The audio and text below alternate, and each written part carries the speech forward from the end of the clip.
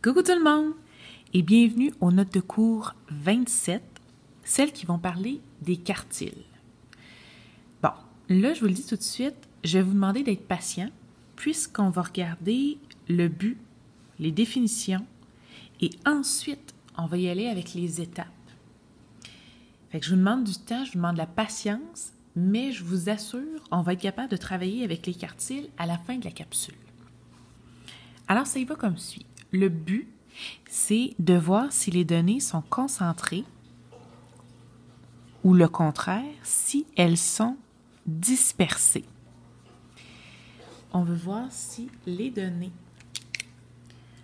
sont concentrées, donc données concentrées, ou dispersées. Ça, c'est l'utilité des quartiles. Ensuite, les quartiles, c'est quoi? Bien, c'est 3 valeurs qui vont partager une distribution en 4 parties. Puis quand on dit 4 parties, c'est un peu comme dans une partie de football. Il y a 4 quarts. Les 3 valeurs qui vont faire qui vont partager la distribution s'appellent Q1, Q2 et Q3. Le Q, là, c'est pour le mot quartile. Tchoup tchoup. Fait que les 3 valeurs, on a Q1, Q2 et Q3. Dans les informations importantes à connaître, il faut se rappeler que tous les quartiles comportent le même nombre de données. Et ça, je vous le dis tout de suite, là, c'est ultra important. Fait que je vais prendre le temps de le surligner. Tous les quartiles comportent le même nombre de données. Après ça, on a une petite formule au cas où on vous demanderait de calculer l'étendue interquartile. Je vais prendre une deuxième couleur. Je vais venir surligner étendue interquartile. Et la petite formule, c'est Q3 moins Q1. Et là, ceux qui se disent, ouais, mais Claudine, je ne sais pas c'est quoi le Q3, je ne sais pas c'est quoi le Q1. Bien, c'est pour ça que je vous ai demandé d'être patient. Ça s'en vient. Les étapes pour trouver les quartiles. Fait que justement, là, pour trouver Q1, Q2, Q3, il y en a 4. La première, et c'est celle qui est ultra importante, c'est la même que dans les notes de cours 26. La première chose qu'on fait, c'est de mettre toutes les données en ordre croissant. Puis ça, je vous le dis, là, c'était important dans les notes de cours 26. Bien, c'est important dans les notes de cours 27. Fait qu'on parle des quartiles ou qu'on parle de la médiane, on les met en ordre croissant. Étape numéro 2. On va venir trouver la médiane de toutes les données. Et ça, c'est ce qu'on va appeler Q2. Une fois qu'on va avoir trouvé Q2, bien, on va venir trouver la médiane de la première partie. La première partie, ça s'appelle Q1. Et ensuite, on va venir trouver la médiane de la deuxième partie. Ça va être notre Q3. Ce qui veut dire qu'ici, on n'a pas le choix. Il faut qu'on soit sur la king coche et qu'on soit capable de travailler avec la médiane. Les quartiles, c'est en lien avec la médiane et ça nous permet de trouver Q2, Q1 et Q3. Bon. Sachant ça, mettons qu'on aimerait ça voir un peu plus de concret. Bien, on pourrait venir tracer un diagramme de quartile. La première étape, c'est écrit. Placez sur une droite la donnée la plus petite et la donnée la plus grande.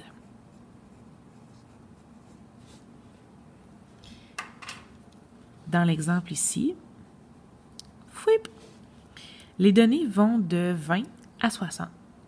Fait que ma plus petite, c'est 20. Ma plus grande, c'est 60. Je vais donc venir utiliser une règle. Bon, là, malheureusement, j'en ai pas. Fait que je vais y aller avec mon œil et il n'est pas de lynx, malheureusement.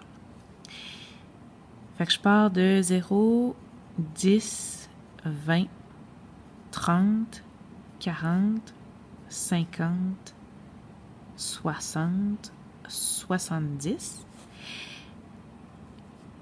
Je viens ajouter les graduations. 50, 60, 70. Et je viens faire mon étape 1. Je place sur la droite la donnée la plus petite et la donnée la plus grande. Ma plus petite dans mon exemple, c'est 20. Ma plus grande, c'est 60. Fouip! Je suis venue les placer sur ma droite. C'est fait. Tchoup! Étape numéro 2.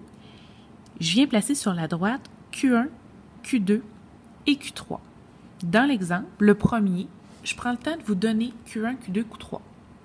Le Q1 est à 25. Je viens faire une ligne un petit peu plus longue. Le Q2 est à 40. Je viens faire une autre ligne. Et le Q3 est à 45. Je viens faire ma dernière ligne. Fait ici, j'ai mon Q1, Q2, Q3.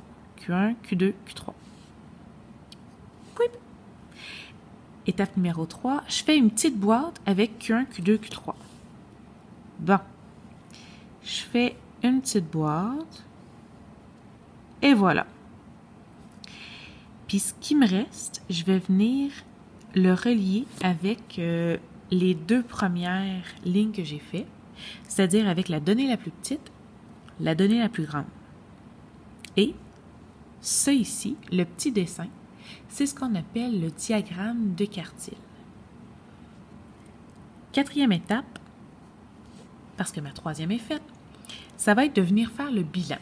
Bon, là je monte ma feuille et j'essaie de zoomer un peu. OK. Le bilan, il est ici. L'étendue interquartile. Si vous regardez un peu plus haut sur vos notes de cours, étendue interquartile, c'est Q3 moins Q1. Bon, j'y vais. Q3, c'est 45. Je vais le faire ici. Q1, c'est 25. Si je fais 45 moins 25, ça me donne une étendue interquartile de 20. Le bilan. Les données sont concentrées. Quand je parle de concentrées, là, je parle vraiment de sont rapprochées. Sont concentrées ici et là. Sont rapprochées. Elles sont donc concentrées dans le premier, parce que ça, c'est mon premier quart. Mon deuxième quart est ici. Je vais l'écrire à l'intérieur. Mon troisième quart est de 40 à 45. Et mon quatrième quart est de 45 à 60. Puis quand je dis qu'ils sont concentrés, c'est que dans mon premier quart, je vais des données de 20 à 25. J'ai une étendue de 5. Dans le deuxième quart, je pars de 25 jusqu'à 40. J'ai une étendue de 15. Dans le troisième quart, je pars à 40, j'arrive à 45, j'ai une étendue de 5. Et dans le quatrième, je pars de 45 jusqu'à 60. J'ai une étendue de 15. Fait qu'ils sont concentrés, sont rapprochés quand c'est plus petit, puis les deux sont pareils, ce qui veut dire qu'elles sont concentrées dans le premier et le troisième quart. Puis étant donné que j'ai deux quarts, j'ai ajouté un S. En ce qui concerne les données réparties, dispersées, il faut que j'aille de l'espace. ben dans ce dessin-ci, j'ai 15 et 15, ce qui signifie qu'elles sont réparties dans le deuxième et le quatrième quart. Fouip, fouip, sont répartis. Maintenant, si on prend la feuille qui s'appelle Suite des notes de cours 27. Là, je prends le temps de dézoomer, remettre ma feuille droite. La suite des notes de cours 27. OK. J'ai deux exemples, le numéro 1, le numéro 2. Puis, on y va tranquillement. On va se dessiner ici un diagramme de quartile et ensuite, on va faire le bilan. Bon, la première chose, c'est de prendre nos données et de les mettre, n'oublions pas, le petit cœur en ordre croissant. Puis ça, si vous vous dites, y a-t-il quelque chose qu'on peut faire pour aller plus vite? La réponse est non. Fait que ça s'appelle, maintenant qu'on le sait, on le fait. J'ai 21, 21.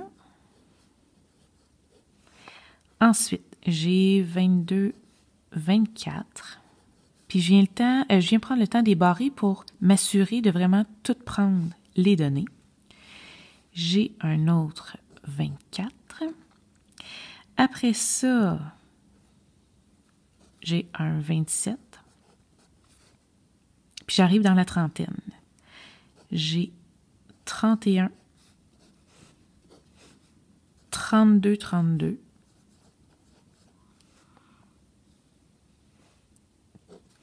34, 35, 36, fouip, fouip, et 37. Bon. OK. Première chose, trouver Q2. Q2, là, c'est la médiane de toutes ces données-là. OK, c'est parti.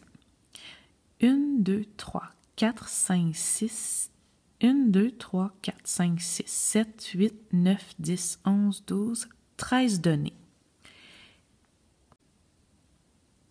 J'ai 13 données. 13 données. 13, c'est impair, ce qui veut dire que je vais devoir arrondir vers le haut. Je veux trouver le milieu. Je divise par 2.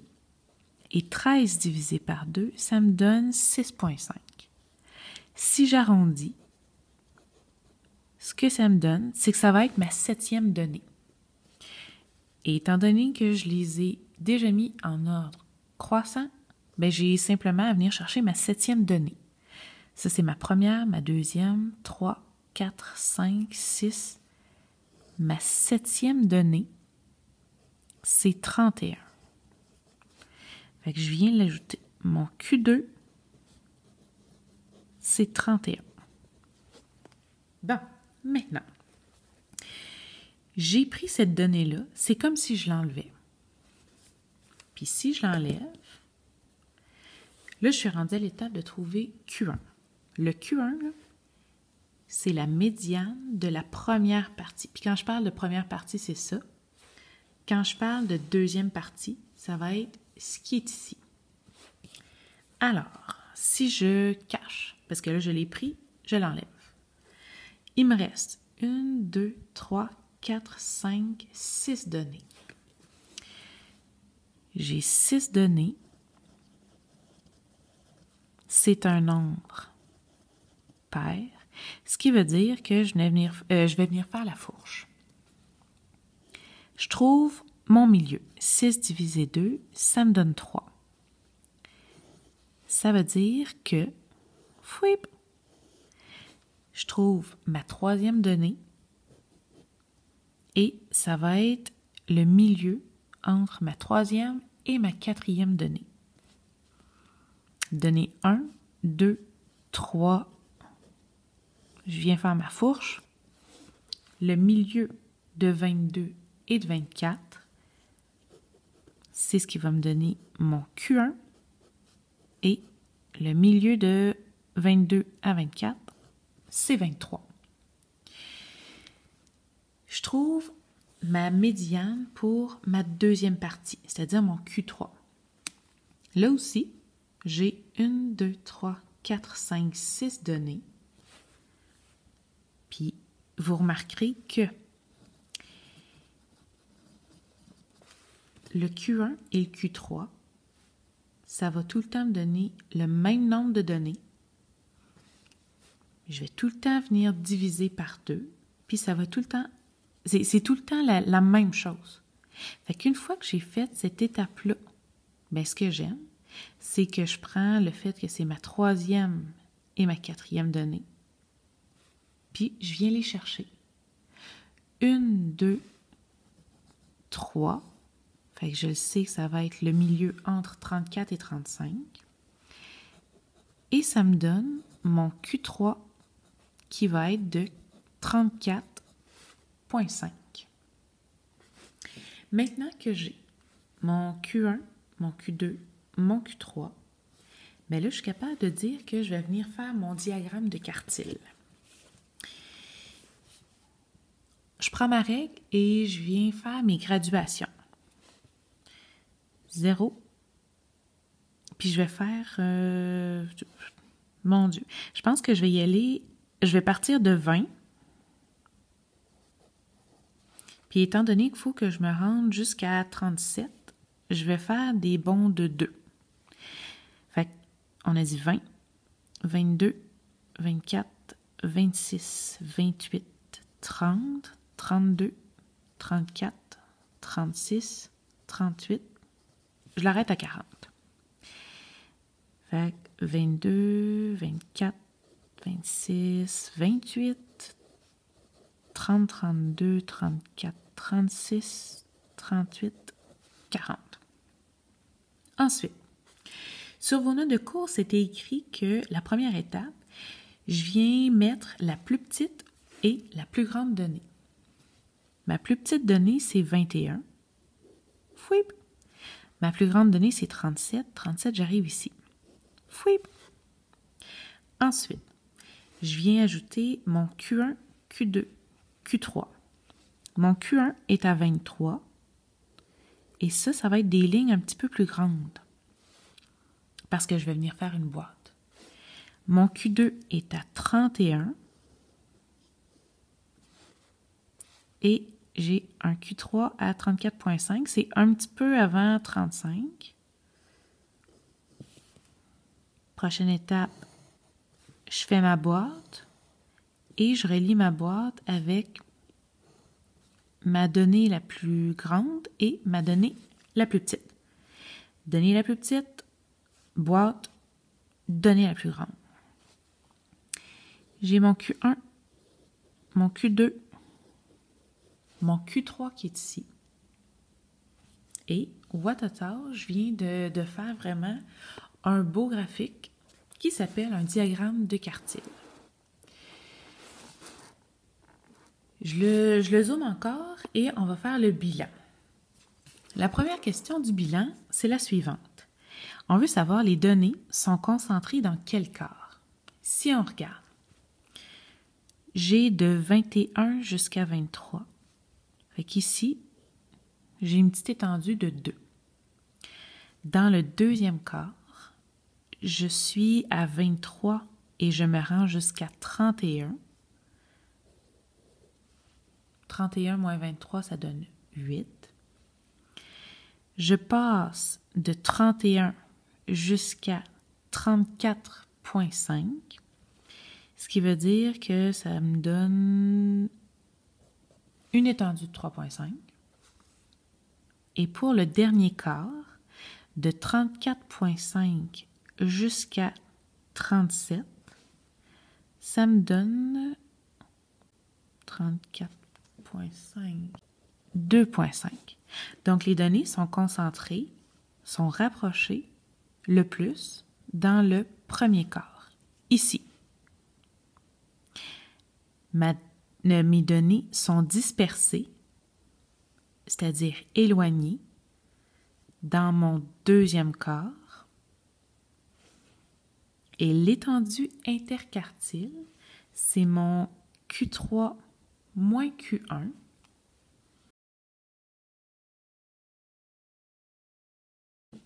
Donc, si je dézoome